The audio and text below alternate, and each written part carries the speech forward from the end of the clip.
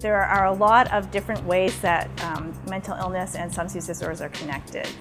So one way that they're connected is genetically. We know that there are genetic markers that are either close to each other on the same chromosomes or that are somehow related. So that we know that particularly with depression and anxiety and substance use disorder, there's some genetic link. Don't know much more beyond that, but we know that there's genetic links. People who grow up in traumatic environments are more likely to develop both mental illness and substance use disorders. People who have mental illnesses, particularly anxiety and depression, are more likely to start using substances earlier at a younger age.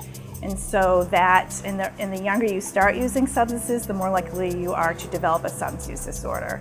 If you look at, just generally speaking, in the population, the percent of people that have both a substance use disorder and a mental illness, it's not incredibly high, it's about 20% overlap. But if you look at people with a serious substance use disorder, they're much more likely to have a mental illness. So for example, people with opioid use disorders are about twice as likely to have a mental illness as people just with a mild or moderate, like alcohol or marijuana use disorder.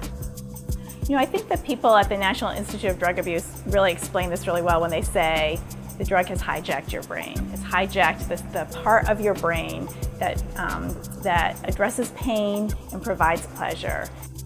It's sort of the American way that we pull ourselves up by the bootstraps and we take care of ourselves, right? And to think about someone who has a mental illness and just can't do that.